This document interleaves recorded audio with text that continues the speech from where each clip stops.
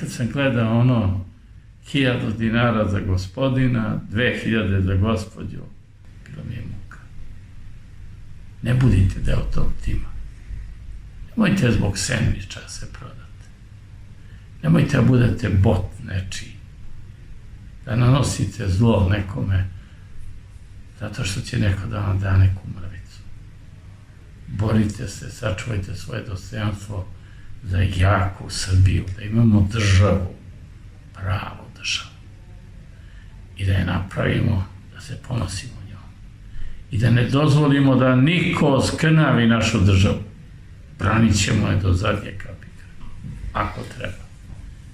Mi smo potomci onih slavnih ratnika, boraca, gdje je za čast i poštenje život bio ništa. Život je prolazan, a bruka ostaje do vijeka.